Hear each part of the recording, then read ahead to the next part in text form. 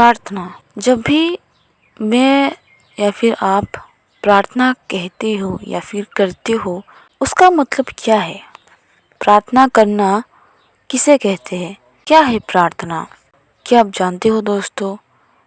प्रार्थना पहले लोग कैसे क्या करते थे? बाइबल बताती है कि पहले किस प्रकार लोग प्रार्थना करते हैं। भजन संहिता में दाऊद की हजारों प्रार्थनाएं हैं। परंतु आजकल लोग किस प्रकार प्रार्थना करते हैं? उनके प्रार्थना करने का कैसा ढंग है? दोनों हाथ ऊपर उठाए और जब भी प्रार्थना करना हो वे लोग रोना शुरू हो जाते हैं और उनके पास एक सजी सजाई प्रार्थना की लिस्ट होती है और उसी के अनुसार वे प्रार्थना करते हैं। हे मेरे परमेश्वर, इसके सारे कमियों को दूर कर दे, वगैरह वगैरह। द नेम ऑफ जीसस, आमीन। क्या आपने कभी स्वयं प्रार्थना की है परमेश्वर से? तो कई लोग कहते हैं कि हमें प्रार्थना करना नहीं आता, हम कैसे प्रार्थना करें। आज की इस वीडियो में मैं आपको बताऊंगी कि परमेश्वर से सही तरीके से किस प्रकार प्रार्थना की जाती है, कैसे प्रार्थना करते हैं। दोस्तों, यहाँ पर दाऊद सहायता के लिए प्रातःकालीन प्रार्थना करता है।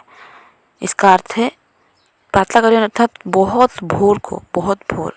तो वो कहता है, हे यहोवा, मेरे सताने वाले कितने बढ़ गए हैं, वे जो मेरे विरुद्ध उठते हैं बहुत है। बहुत से मेरे प्राण के विषय में कहते हैं कि उसका बचाव परमेश्वर की ओर से नहीं हो सकता। परंतु हे यहोवा, तू तो मेरे चारों ओर मेरी ढाल है। तू मेरी महिमा और मेरे मस्तक का ऊंचा करने वाला है। मैं ऊंचे शब्द से यहोवा को पुकारता हूँ और वो अपने पवित्र पर्वत पर से मुझे उत्तर देता है। मैं लेट कर सो गया, फिर जाग उठा, क्योंकि यहोवा मुझे संभालता है। मैं उन 10,000 मनुष्य से नहीं डरता जो मेरे विरुद्ध चारों ओर पाती बांधे खड़े हैं। उठ हे यहोवा, हे मेरे परमेश्वर, मुझे बचा ले, क्योंकि तूने मेरे सब शत्रुओं के जबड़ों पर मारा है और तूने दुष्टों के दांत तोड़ डाले हैं। उद्धार यहोवा ही से होता है। हे यहोवा, तेरी आशीष तेरी प्रजा पर हो। दोस्तों, क्या आपने ध्यान दिया है कि दाऊद ने एक ही प्रार्थना में अलग अलग भाव, अलग अलग वचन जो है बोले हैं। यहाँ पर वो एक बार पहले परमेश्वर को अपनी दुख की बातें बताता है कि परमेश्वर मेरे साथ ऐसा ऐसा हो रहा है। फिर वो बातें कहता है जो लोग उसको कहते हैं कि तू मेरे साथ नहीं है, तू मेरी रक्षा नहीं करेगा। फिर वो कहता है कि तू तो मेरी रक्षा करता है ना, मैं सोता हूँ और फिर उठता हूँ क्योंकि तू मुझे संभालता है ना। इस प्रकार परमेश्वर से वो बातें करता है और फिर वो कहता है, परमेश्वर मुझे इन सब से बचा ले। तब वो ये विश्वास करता है कि उसकी प्रार्थना सुन ली गई है और वो कहता है, क्योंकि तूने मेरे शत्रुओं के जबड़ों पर मारा है। ये अब तक हुआ नहीं है, वे प्रार्थना में है, परंतु फिर भी होने से पहले उसने अपने प्रार्थना में यह कबूल किया है कि परमेश्वर ने उनके जबड़ों पर मारा है और तूने दुष्टों के दांत तोड़ डाले है मतलब तोड़ डाल चुका है, वो दुष्टों को हरा चुका है, वो दुष्टों को यहोवा मार चुका है। ऐसा वो अपने प्रार्थना में विश्वास करता है। पहले यहाँ पर क्या किया दाऊद ने? पहले उसने अपने मन की बात यहोवा से कही, फिर जो लोग उनसे कहते थे उसका भी उसने जिक्र किया और फिर वो अपनी मन की बात जो परमेश्वर उससे कहते हैं कि मैं तो तेरे साथ हूँ। वो कहते हैं कि तुम जो उठते हो और सोते हो, मैं ही तो तुम्हें संभालता हूँ। और यही दाऊद उसको प्रार्थना में दोहराता है और फिर यहोवा से गुहार लगाता है कि वो उसको बचा ले और वो अपनी प्रार्थना में विश्वास करता है कि उसने उसको बचा लिया है, दुष्टों का उसने अंत कर डाला है। इसी सेम परिस्थिति में और बहुत सी सारी प्रार्थना है, इसी टाइप की प्रार्थना है। प्रार्थना अर्थात दोस्तों परमेश्वर से अपनी मन की बात कहना।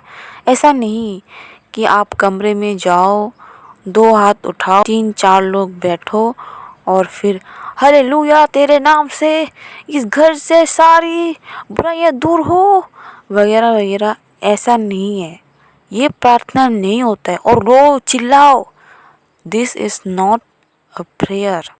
फास्टर भी ऐसा करते हैं। क्या आपने कभी यीशु को देखा है कि उसने चिल्लाया हो इस प्रकार? कभी बाइबल कहती है यीशु प्रातःकालीन उठकर पहाड़ों में जाया करता था, अकेले 1-2-3 घंटे तक वहाँ पर प्रार्थना करता था। और वो अकेला जाता था जहाँ पर लोग ना हो। पहाड़ों में तो लोग नहीं होंगे, कहीं अकेले जाकर वो प्रार्थना करता था शांति में, जहाँ पर कोई डिस्ट्रेस ना हो, कोई बकबक ना हो, कोई लोग ना हो। वहाँ पर वो अपने मन की बातें परमेश्वर से कहता था। तो बाइबल हमें सिखाती है, यीशु हमें सिखाता है कि हमें अपनी मन की बात परमेश्वर से कहनी चाहिए, अकेले में, चुपचाप। और चर्चेस में आजकल क्या होता है, चिल्ला चिल्ला कर प्रार्थनाएं होती है।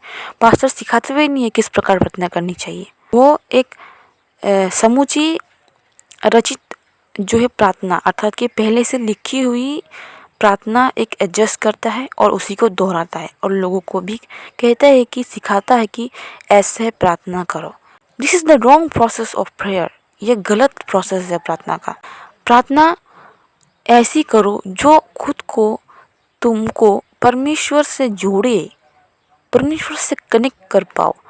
परमेश्वर आपके जीवन में आने के लिए, आपके जीवन में कार्य करने के लिए एक रिश्ते की आवश्यकता होती है, एक कनेक्शन की आवश्यकता होती है दोस्तों। जैसे मान लीजिए कि आप अपने दोस्तों से अपनी मन की बातें शेयर कैसे करते हैं, तो ठीक इसी प्रकार परमेश्वर से कीजिए।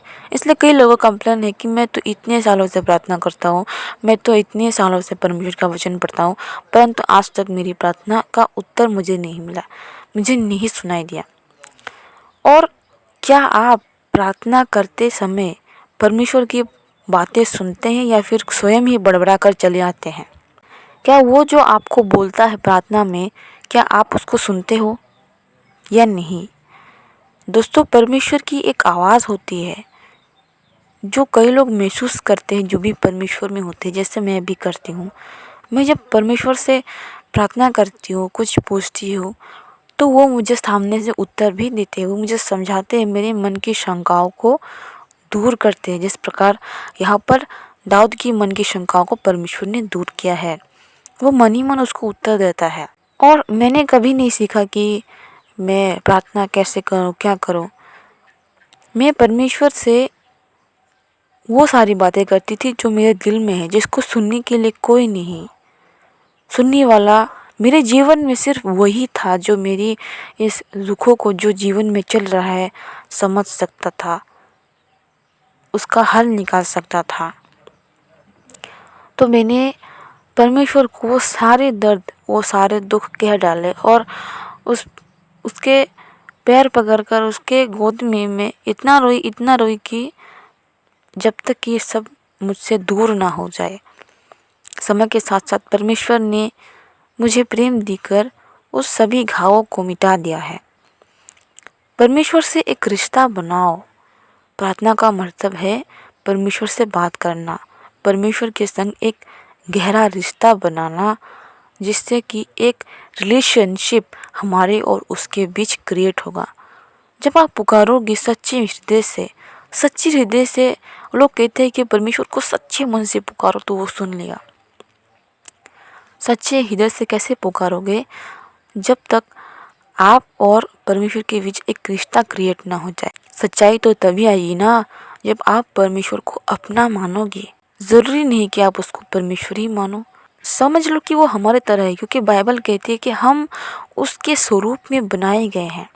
अर्थात कि वो एक इंसान की तरह है और एक आत्मा की तरह भी। जिस प्रकार यीशु वो इंसान था, मनुष्य था, सबके साथ घुलता मिलता था, सब उसको छू सकते थे। मरने के बाद वो एक मनुष्य और आत्मा की जैसा बदल गया।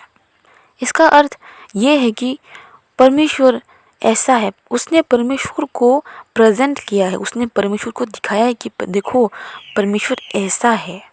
बाइबल कहती है अगर वो इन सभी चिड़ियों, जो भी जानवर इस पृथ्वी पर है, उनका पालन पोषण करती है, तो तुम्हारा क्यों नहीं करेगा।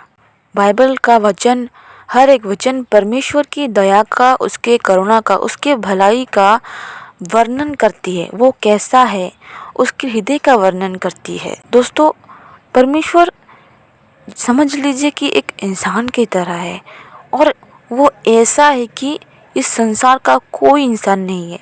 बहुत ही पवित्र, बहुत ही अच्छा, बहुत ही धैर्य से आपके बातें सुनता है। वो आपका मजाक नहीं उड़ाता। मुझे अभी भी याद है जब मैं दूसरों को अपनी दोस्त समझकर, उसने कहा था कि मैं उसके दोस्त हूँ, तो मैंने भी उसको अपना दोस्त मानकर अपने दुखों की बात उससे कही। उसने क्या किया? Just ignore me. उसने मुझे इग्नोर किया, मेरी बातों पर ध्यान नहीं दिया, मुझे नहीं समझा।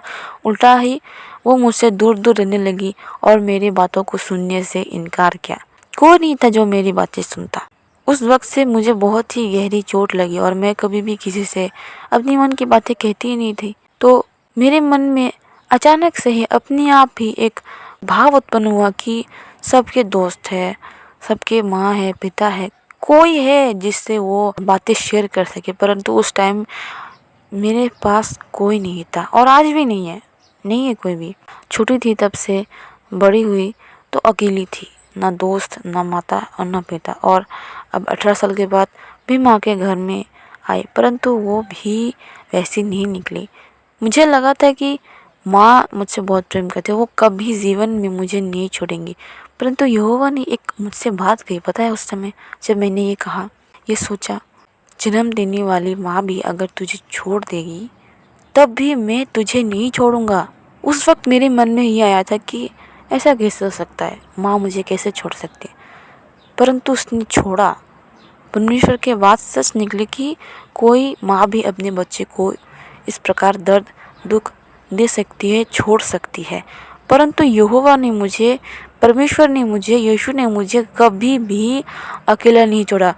हर वक्त, हर समय वो मेरे साथ रहा, मेरे हाथ को पकड़े हुए, मुझे मजबूत किए हुए। मैं जब जब रोती, मैं उसके पास आकर रोती, अपनी सारी बातें, अपने सारे दुख दर्द मैंने उसको बताए, और उसने उन पर मरहम लगाया, मुझे शांत किया जब मैं रोती। तो जो भी मेरे मन में सवाल थे, सभी के सभी उत्तर मुझे दिए। जो भी मेरे मन में प्रश्न थे, सब कुछ उसने बता दिया। जो भी मैंने उससे पूछा, सब कुछ उसने मुझे बताया। और ये स्पष्ट आवाज़ मेरे कानों में गूंजती है, हे पुत्री। वो इतने प्यार से पुकारता है कि उसकी पुकार सुनकर ही मेरा मन शांत हो जाता है, हर दुख दर्द में भूल जाती हूँ। दोस्तों, इसलिए आपको ये अवश्य है कि प्रार्थना करें। और प्रार्थना का मतलब ये नहीं है कि आप दोनों हाथ उठाए और कुछ शब्द है जो पास्टर लोग करते हैं उसके दिखावे के अनुसार आप करें, या फिर किसी वीडियो में जो कहते हैं वो आप कहें। आपके मन में क्या है आप वो कहो। एक समय चुनो जहाँ पर लोग सोते हो या फिर अपने काम में बिजी हो। जो समय है आप खुद भी डिस्टर्ब ना होते हो और ना कोई आपको डिस्टर्ब करता हो। अकेले उस समय में परमेश्वर से कह दीजिए अपने सारे मन की बात, हल्के हो जाइए। और अगर आपके मन में कोई डाउट है, कोई प्रश्न है, बेझिझक परमेश्वर से सच्चे मन से पूछिए, पिता कि इसका मैं क्या करूं, ये मेरे साथ क्यों हो रहा है। अगर आपको जवाब नहीं मिला तब मुझे बताइएगा, अवश्य आपको जवाब देगा वो, क्योंकि यही पहला कदम था जो मैंने उठाया था। मैं बहुत सालों से, 2-3 सालों से मेरे पास बाइबल पढ़ी थी, मैं पढ़ती थी, नहीं पढ़ती थी, समझ में नहीं आता था। और फिर कुछ समय बाद मैं उसको गहराई से पढ़ने लगी, परंतु उतना भी मुझे समझ नहीं आ रहा था। और जब मैंने परमेश्वर से सवाल किया, तब तक मैंने परमेश्वर से सवाल नहीं किया था, सच्चे मन से एक उत्तर चाहिए, इस आशा से, इस भूख से कि मुझे कोई चाहिए कि कोई मुझसे इस सवालों का उत्तर कहे। वो जब मेरे अंदर भूख आई ना कि मुझे ये जानना है, मुझे कोई चाहिए, मुझे दोस्त चाहिए, मुझे पिता चाहिए, मुझे माँ चाहिए, मुझे परमेश्वर चाहिए और मुझे उससे इस सवालों का उत्तर चाहिए, जब तक ये भूख मुझ में उत्पन्न नहीं हुई ना, तब तक मुझे उसकी आवाज़ सुनाई नहीं पड़ी थी। जब तक मैं सुनने के लिए अपने कानों को उसके शब्दों की ओर नहीं लगाया ना, तब तक परमेश्वर की आवाज़ मेरे कानों तक नहीं गई। आपको इंतज़ार करना है, आपको हर ताक लगाना है, आपके कानों से सुनने की कोशिश करनी है कि परमेश्वर मुझसे क्या कह रहा है। तब जो है मैंने उसकी आवाज़ साफ और स्पष्ट रूप से सुनी और उसने मेरे हर एक सवालों का उत्तर दिया। यही होता है प्रार्थना और ऐसे ही करनी चाहिए। This is the right process of प्रार्थना। आपको परमेश्वर से अपनी सारी मन की बात कहनी है और यही प्रार्थना कहलाती है। लेकिन संसार यह आपको नहीं बताती। कोई सच्चा व्यक्ति आपको बता सकेगा जो भी परमेश्वर में रहते हैं। मैंने और भी एक दो कई वीडियो देखे जिस पर लोग कहते हैं कि ऐसा प्रार्थना करो, अपनी मन की बात कहो, जस्ट स्पीक टू हिम। आपको कोई ज़रूरत नहीं, आप पूरा दिन उससे बातें कर सकते हो, वो बोर नहीं होगा। लेकिन एक मनुष्य से अगर आप ऐसा बातें करोगे तो वो आपसे बोर हो जाएगा, आपको छोड़कर चला जाएगा। परंतु परमेश्वर कभी आपको छोड़ने वाला नहीं है। वो हमेशा आपके साथ रहेगा और आपके हर एक बातों को ध्यान से सुनेगा और उसको वो समझाएगा आपको। आज का वचन अगर आपको अच्छा लगा हो दोस्तों, कमेंट में आमीन टाइप कर देना। धन्यवाद।